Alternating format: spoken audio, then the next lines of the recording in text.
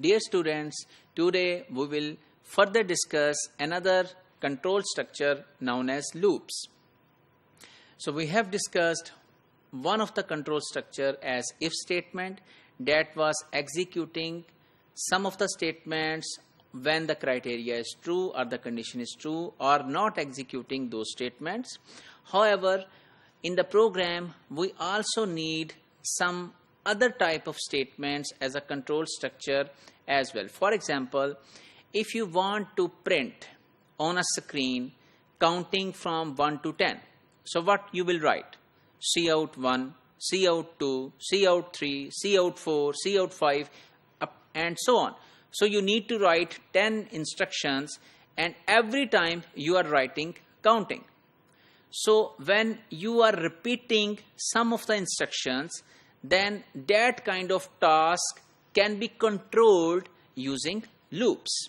So we say that it repeatedly executes a set of instructions.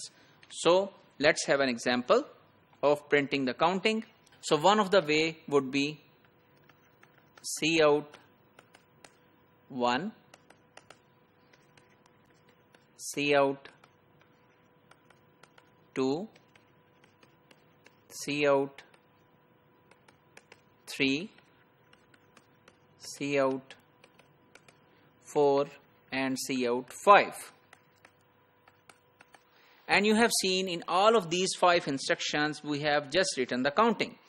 So let's try to write it using loop. So you say int I is assigned 1 while I is less than equal to 5, Cout I, and I is assigned I plus 1. And as these are two statements, then we need to write in the curly brackets. So such a loop was also discussed in one of the previous modules, that how it executes. So let's refresh your minds that it starts with a base condition that I is initially 1, and then it checks this condition. 1 is less than equal to 5, the condition is true.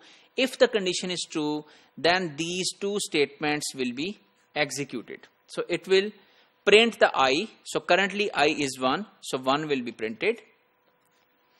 And then I is assigned I plus 1, this statement. So what this statement is doing, this is an assignment statement which we have already learned, that this will increment I with 1 and again store in the I. So the I will become 2, and then this loop will again check this statement, the condition.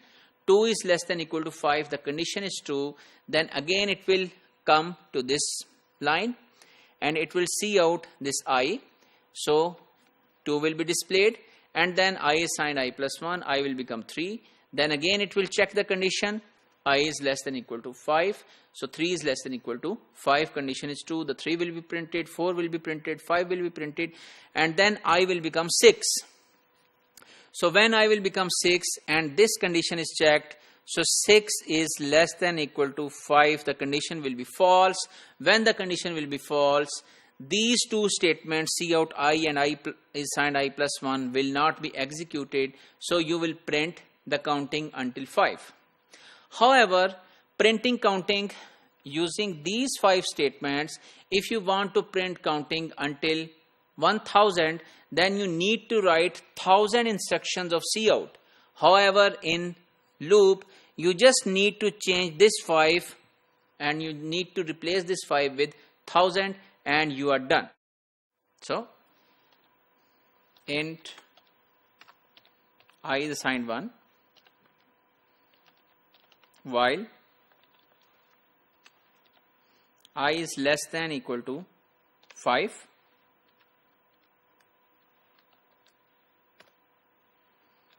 Cout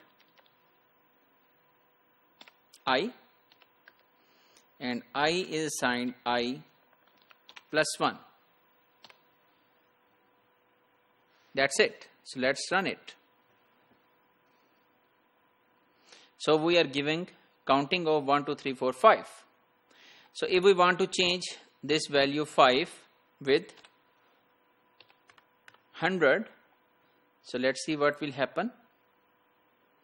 It has printed the counting starting from 1 until 100. Wow. So that's it. And if you want to print the table, for example, the table of 5, 5 into 1 is equal to 5 and 5 into 2 is equal to 10, something like this until 10. So you can just write it like this, rewrite this code. 5 as the table of 5 you want to print. 5 into 1, 2, 3, it will be changing, and then equal, and then 5 into I, and then backslash n, which we learned that it will print next thing on the next line. So let's see what happens now.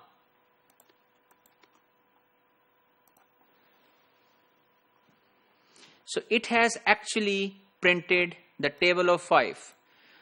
5 into 5, 5 ones are 5, 5 twos are 10, 5 threes are 15, 5 fours are 20. So this is repeated structure, and we have written only one statement which has printed the table of 5 until 10. And if we want to print this table until 20, we just need to change this 10 with 20, and you can see now the table until 20 has been printed. And if you want to print until 200, so just need to change this 20 with 200, and you have printed this table until 200. So this is basically the power of loop, that whatever we are repeating, you can replace that repetition using the loops.